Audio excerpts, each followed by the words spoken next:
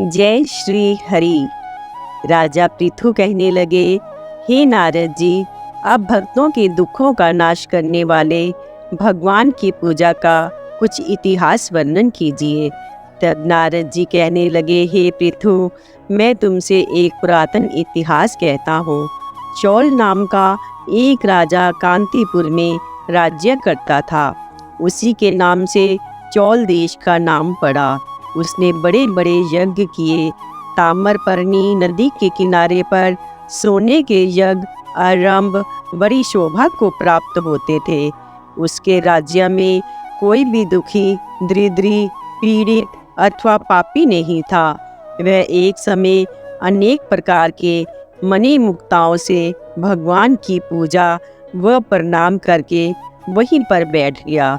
उसी समय उसे गांव के विष्णु शर्मा नाम के एक ब्राह्मण ने बहुत से तुलसी दलों और जल से भगवान की पूजा की। तुलसी दलों से राजा की पूजन सामग्री सब दब गई। तब राजा ने कुछ क्रोध करके कहा कि हे विष्णु शर्मा, तुमको पूजन का कुछ भी ज्ञान नहीं।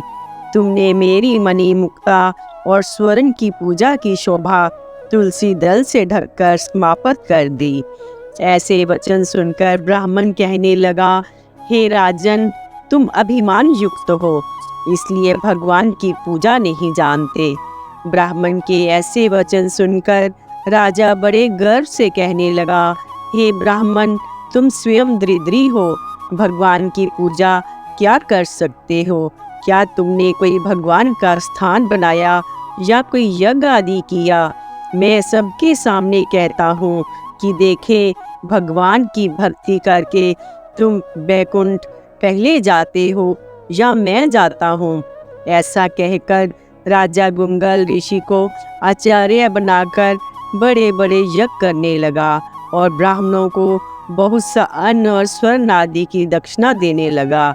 ब्राह्मण भी वही रहने लगा और विष्णु जी को प्रसन्न करने के लिए उसने 5 नियम लिए। माघ और कार्तिक का व्रत, तुलसी वन पालन, एकादशी का व्रत और ओम नमो भगवते वासुदेवाय इस मंत्र का जाप और रात दिन भगवान का कीर्तन करने लगा। चलते, भोजन करते, सोते, उठते, बैठते सदैव भगवान का स्मरण करता रहता और एक समय भोजन करता। एक दिन विष्णु शर्मा ने रसोई बनाई तो कोई पाक उठाकर ले गया।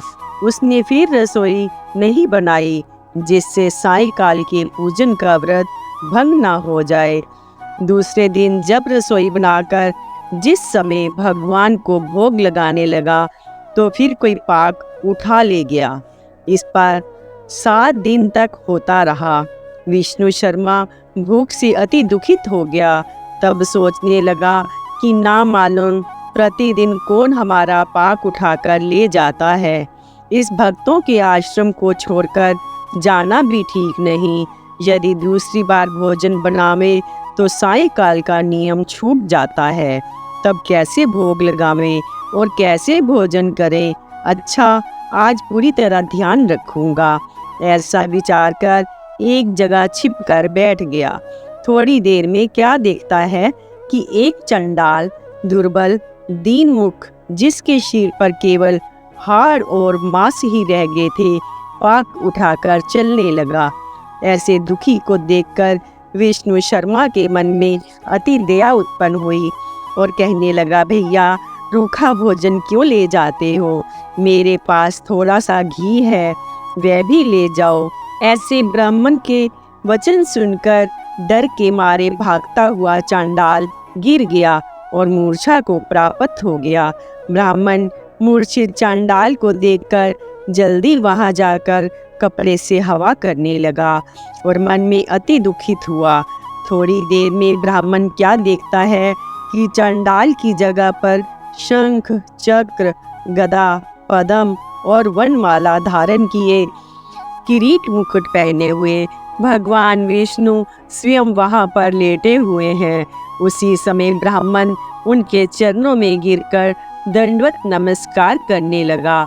उसी समय इंद्र आदि वहां पर आ गए। अपर्साएं नृत्य करने व भगवान के गुणों का वर्णन करने लगी। ऋषि लोग वेद मंत्रों से भगवान की स्तुति करने लगे। तब भगवान ने ब्राह्मण का बड़े प्रेम से आलिंगन किया और उसे सारूप्य मुक्ति देकर अपने साथ विमान में बैठकर वैकुंठ लोक में ले गए। ये चरित्र देखकर चोल राजा को बड़ा दुख हुआ और उसने अपने आचार्य गुंगल ऋषि से कहा कि जिसके द्वेष से हमने ये सब यज्ञ आदि रचे, वह विष्णु शर्मा तो वैकुंठ को जा रहा है। हमारे ये सब यज्ञ आदि निष्फल हो गए। भगवान मुझ पर प्रसन्न नहीं हुए। इससे प्रतीत होता है कि भगवान यज्ञ आदि से प्रसन्न नहीं होते, केवल भक्ति से प्रसन्न होते हैं। राजा आजीवन ब्रह्मचारी रहा था, इससे उसके कोई संतान नहीं थी। अतः वे अपना सब राजपाट धन आदि अपने भांजे को देकर भगवान मुझको स्थिर भक्ति दे, ऐसा कहकर अग्नि कुंड में गिर गया। ये देखकर गुंगल ऋषि ने क्रोधावेश में आकर अपनी शिखा चोटी उखाड़ ली। तब से चौल देश में भांजा मामा का उत्तराधिकारी होता है और आज तक गुंगल गोत्र के ब्राह्मण चोटी नहीं रखते। राजा के अग्नि कुंड में गिरते ही भगवान उसी समय कुंड से प्रकट हो गए और उन्होंने राजा का आलिंगन करके उसे सारूप्य मुक्ति प्रदान की। इसके बाद विष्णु शर्मा का पुण्यशील और चोल राजा को सुशील नामक अपना द्वारपाल बना दिया। जय श्री हरि।